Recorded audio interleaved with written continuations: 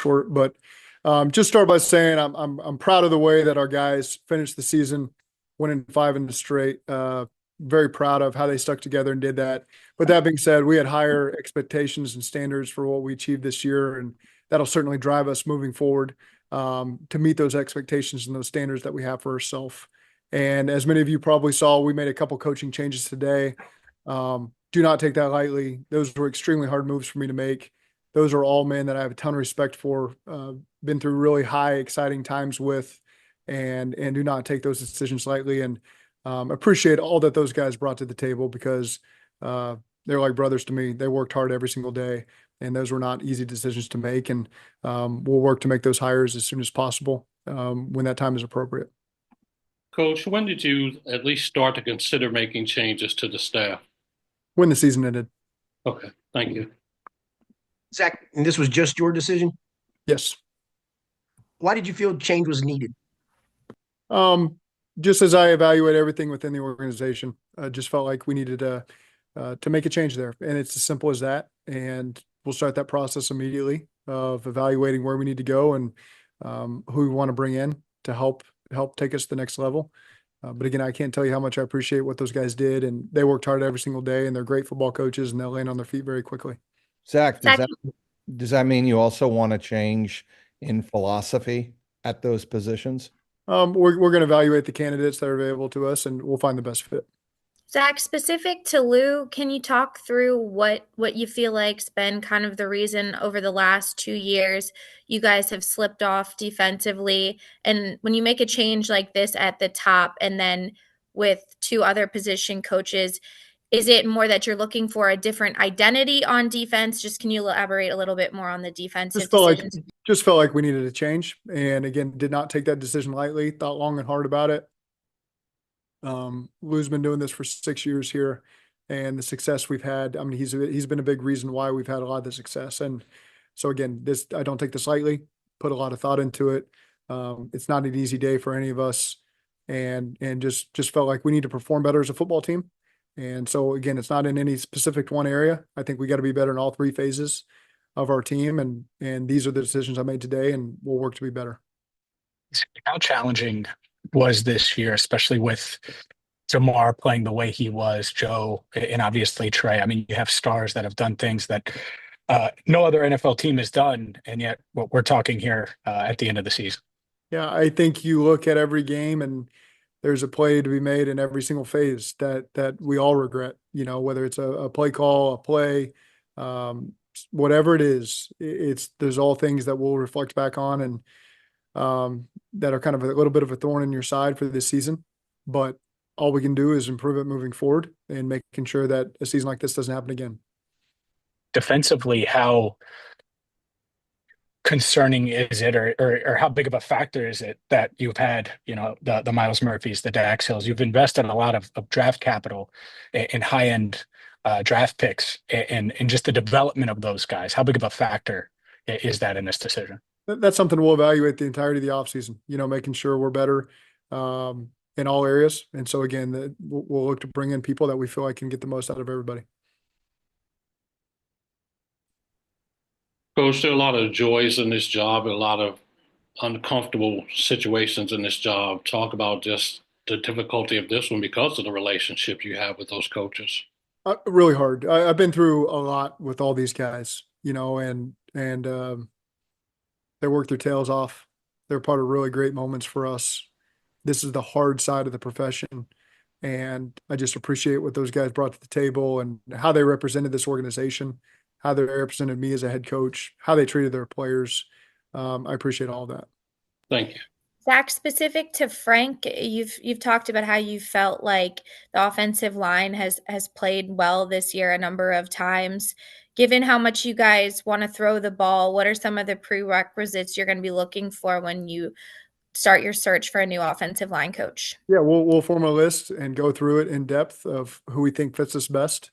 And we'll work out how to find the best guy to get the most out of what we're doing. Will you be looking for a run game coordinator as well in the offensive line position, or might that be parceled out, or? We'll just find the best fit for how it fits with our staff. Zach, you said that these decisions were yours to make.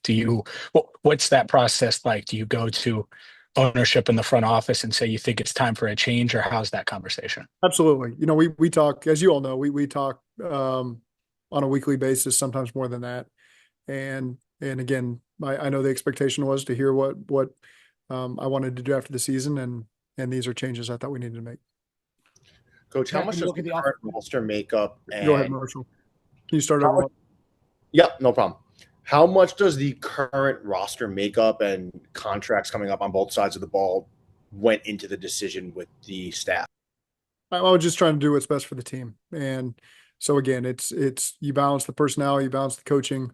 Everything goes into these decisions, and there's not one thing that drives a decision. Zach, when you look at the offensive line specifically and kind of the decision to move on from Frank, what was lacking maybe in what you needed from the offensive line, given the way that you guys like to play the ball and the philosophy that you have and how the game should be played? I just felt like it was time for a change, and so again, we're going to work hard to find the best candidate for that spot. Zach, what would be your message to the fan base that have questions about your plan for the offseason to ensure a season like this doesn't happen again?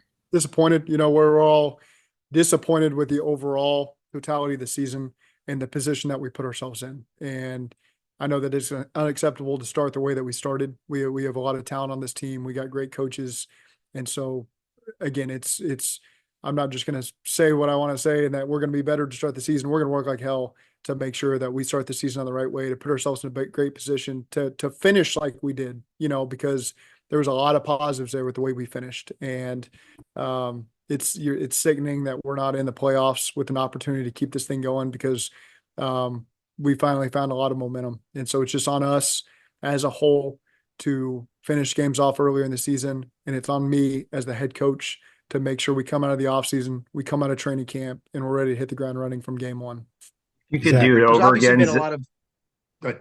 If you could do it over again, Zach, would you have played Joe more in the preseason leading up to week 1 this year? I think those will always be decisions we make from year to year, and again, he was coming off the wrist this summer. And so we always had a plan for him. But that's something I don't think because we did 1 year, that's how it's going to be done the next year. Those are certainly conversations we'll continue to have. Zach, do There's you feel obviously like you different need to reasons for the slow start. Paul. Go ahead, Paul, and then I'll come to you, Richard. You got, yeah. Zach, do you feel like you need to consider changes to the off-season program? Is that something that you guys have considered to being something that can be a little different, or training camp, or is there some way where that can be connected to the early season struggles? Those are certainly things that I have to evaluate, and that's something I really do more so over the next 2 months, and not necessarily today as the season ends. Today is about reflecting on changes we got to make immediately. But then you spend time over the next 2 months as we're going through personnel, really evaluating, okay, what do I want to do over the course of April, May, June, and into training camp. And so there will be a lot of time to evaluate all that. Go ahead, Richard. Well, I asked the question, so you're good. Thanks, Zach. Okay. What level of urgency are you hoping that you and the front office and ownership attack the offseason with in hopes to get back to being contending for a Super Bowl next year? What level of urgency? Mm-hmm. Urgent. Coach, if the Chiefs were to have won yesterday, or one different thing were to have gone differently, and you guys were to be in the playoffs, how different would these decisions have been? I just, as soon as the season ended officially, that's when I needed to solidify what I wanted to do. So it's hard to talk about a hypothetical where we're at right now. And so those decisions were made. Zach, what was Zach, the conversations like with Joe in terms of how he felt like the season went? I mean, what's that debrief like when y'all kind of wrap up the season and he's kind of feeling? I haven't talked to Joe yet. As you guys know, there's weather issues. That's why we're on Zoom right now. So there's a couple players that were able to make it in that I've talked to. It's not a rushed process. It's not something that needs to be done this morning. It can be done over the course of this week. Joe's usually around the entire offseason. So I will absolutely talk to Joe, but just because of weather, we didn't get an opportunity to do that. I called him this morning just briefly to update on a couple of things, but he and I will go through this season in depth at a later date. And kind of to follow up on that, when you look at how much he's kind of been vocal about how, his role in what the franchise might look like and how he wants things to be built, how do you kind of take that into consideration? How does that get folded into the decision-making process? I know that's always been, valued as he's been here, but as he becomes more vocal, maybe how does that play into the process on how this thing shapes moving forward? He and I have always been very open with one another, in private, in our conversations.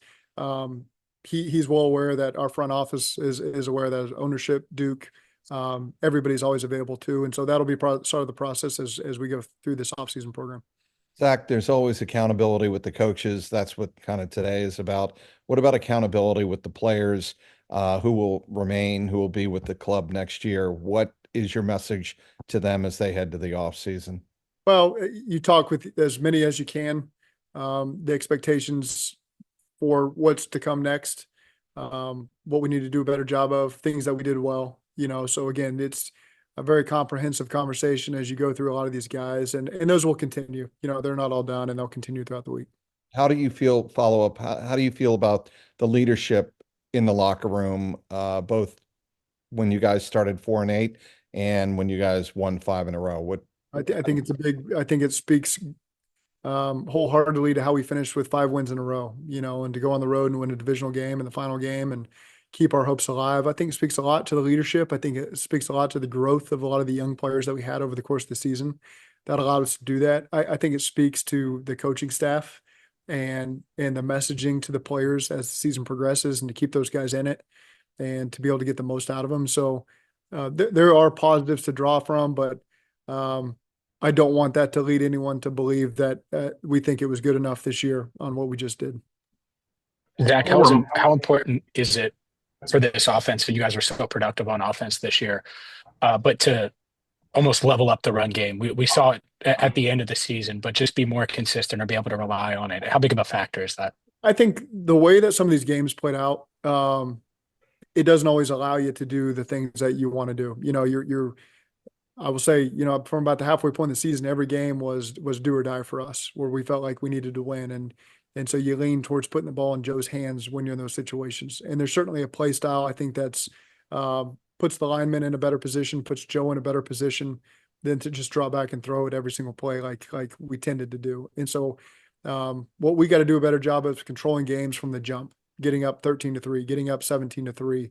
And that allows you to expand your run game and lean on the run game. And so that's going to take a lot of work, and it's got to take everybody involved, but we need to do a better job of controlling games in the first half that allows us to dictate what the tempo of the game is going to be. From a scheme standpoint, from the passing game and the run game, do you think there was a good marriage there, or is that something you're hoping to strengthen with this move? I think that we're always willing to evolve everything, the level of our passing game, the level of our running game. I'm proud of the way that we put the ball in the end zone. And so oftentimes I don't care what it looks like. I don't care how we get there as long as we get in. But with that being said, I think we'll continue to improve in both areas. Coach, when you look at the character of this team, one thing that won't be questioned is that character coming down the stretch with their backs against the wall. What gave you the most joy about how they responded to the adversity in the manner that they did? You just know what they're about. You see them every single day. I see them on the practice field. I think that's the biggest thing for me was just the tone of how we practice. Those guys were willing to do whatever it took, whether we were going to go full speed, whether we were going to go jog through. I never heard the complaints. Hey, we're going to be outside in 20-degree weather today. Guys embrace that. And so when you see that attitude amongst the guys as you're hitting December and your record's not what you expected it to be, that tells me a lot about the character that we had in the locker room. Coach, how much will you lobby the front office to get T re-signed and get JaMarr extended sooner rather than later, so that doesn't maybe become a distraction? I think lobby is not the right word. We are lockstep in how we communicate every week of the season, every week of the offseason. And so those are conversations we'll have. We got a lot of great players, and T is one of them, certainly. And I'm very hopeful that that'll work out to where we're able to get him back. But there's certainly a process we're going to have to undergo with a lot of players on our team. And I can promise you, we'll be in unison with whatever those decisions are. And that's a process we'll start now, through the month of January and February, and talking through every player on our roster and how it all fits. Coach, you've had some success with this defense. You've drafted for it. Do you want to keep remnants of it, some of it, or does a new D coordinator going to come in and rip it up, or how do you envision a marriage of what you've gone with of new and old, or? Yeah, that's the process you go through now, and it's not, I know everybody wants answers on exactly what it's going to look like, and I can't provide that today. I certainly have a vision for what I want it to look like, and we'll go through the process of finding the right candidates and evaluating them and then finding the right fit. And then from there, how do these players fit with what we're doing? And that'll be in conjunction with Duke and his staff. And so again, there's a long process you'll go through, and just fresh off the season, we'll close this chapter and be ready to move on to the next one. Zach, how appealing do you think that these jobs are, specifically the defensive coordinator job and the offensive line coach job, to the rest of the NFL? I think it's got to be as appealing as it could possibly be. We've got some of the best players in the world, and it's a great organization to work for. It's a tremendous city to work in. It's the best fan base in all the world, and so I could keep listing the positives, but those are some of the main ones. Zach, how do you feel like your own performance was this year? How do you assess the job that you did, and are there things you came out of this with notes on improvement and how you want to maybe change some things going forward, specifically just to yourself? Yeah, I'll certainly look back over those games that we lost, and some of the moments where I need to do a better job of taking control of a game, and making sure our team took control of the game, and in those late moments where you lost games, that you were a player or two away. What are the things I got to do better? And so again, those aren't things that you can run from when you're in my shoes. The things you got to address head on, and I've never had an issue doing that. And so those are things I got to look at. Zach, as you go through the search coming up with a defensive coordinator job, being an offensive-minded head coach, how important when in this search is having someone who has NFL defensive coordinator experience in your search, as opposed to giving someone their first shot? Yeah, I'm not gonna write anybody off because their experience level. I think that you got to evaluate everybody that's out there. Certainly, we have a team that I think is ready to win and do great things, and so experience is a good thing. But I'm not going to say that rules anybody out. Zach, you have two key position coaches in Chuck Burks and Jordan Kovacs. Are they two coaches that you plan to keep on staff, or is that going to be up to the defensive coordinator? We'll go through that process, as we get a new coordinator. Zach, how will you look at young players? Who's talking over Mike, and then I'll hit Mike next. Somebody was saying, how are you looking at players? Yeah. Currently. Yeah, sorry, Zach. How do you look at young players, Zach, who come in? You have Joe, you have JaMarr. There's an expectation, I'm sure, when you get a call from the Bengals on draft night that, okay, we're going to be able to contend. We're going to be able to win right away. Will you look at anything with onboarding young guys and knowing now the lessons of this season, especially for those young guys? Yeah, I think integrating the guys into our culture and understanding the character of our team as quickly as possible will certainly be something that we emphasize over the course of the offseason. And I'm always looking at ways to improve that. I think that's something that we can improve this year, is making sure those first year players hit the ground running and understand who the guys are that are key points of our locker room, what they've achieved, what it takes to achieve what they've achieved. And so as much as they can hear from those guys, I'll make sure that they do it. Go ahead, Mike. Zach, on the injury front, are you aware of any players who might need procedures going into the off season? At this point, do you have any update on players offensively, defensively? Yeah, no update. I think those are things that we're working through today. And again, weather permitting, that's shifted some guys to tomorrow as well. Zach, when you talk about guys who might potentially be in that coordinator spot, what are some traits that you've valued over the years, and coordinators that you've liked, guys that you've coached with, traits that you feel like make for a good defensive coordinator, especially for the style of ball that you like to play? They get the most out of the players, certainly. And I think you got to understand our division that we play in. You're going to play 6 a year. That's going to dictate really where you end up at the end of the season. And so I think that is this division's different. It's I think when people come and they play all 4 teams in this division, they feel that immediately. And so you certainly need a coordinator that has an understanding of that, which there's plenty of the guys in the league that have been around the block that have done that, and I'll go through the process of finding the right one.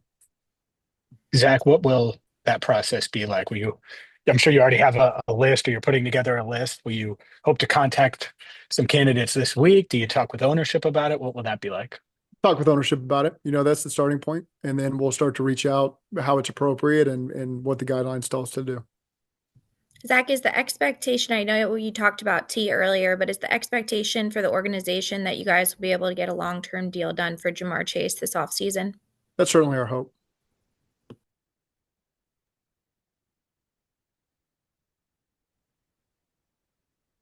Anything else, guys? I think Hord's trying to go, but he's muted. Dan, your mic's not working, Dan. I got Get over there. Dan is asking potentially beefing up on the inside of the defensive line. Is that can be a priority here? I think those are the things, we'll start addressing immediately. And again, we'll just get through this day today, and then we move into the personnel aspect of things and what it looks like. And again, a lot of that is let's hire a football coach over there. And so that way we can do it the right way, where we're evaluating the personnel with Duke and his staff and finding the right fits for how we want to move forward. What did you take away from your initial talk following the season with Mike Brown, Zac? The understanding that we need to be better, in his own way, of doing it. And again, this isn't something, there's not this end of the season, big wrap up. This is a weekly conversation that he and I have. And so that's the best way to do it, because there's no, every 2 months you're getting together and talking. It's a daily basis thing. And so, that allows you to have the best communication possible, make sound decisions, where everybody has all the information. And so he's understanding of the moves I felt like we needed to make. And I certainly understand where we need to be moving forward. Are you Zac, as the head coach, when you make moves like you made, do you think it comes with more pressure moving forward? I mean, when I tell you, I feel an urgency level to win every single day. I'm not lying to you. So pressure is not the word. You can't do this job if you're going to succumb to pressure. And I just make the decisions I feel like I need to make, not because of any pressure I feel. These are decisions I feel like I got to make because I'm the head coach of this football team and the expectations we have. And so there's always a level of urgency to improve everything I'm doing and everything this team is doing. Pressure is not the word I would use. Go ahead, Mike. Yeah, you have the urgency. Your coaching staff has the urgency, Zac. But in talking with Mike and Katie and Troy, are you confident that there's an urgency from ownership as well? I think we are all on the same page that we want to win.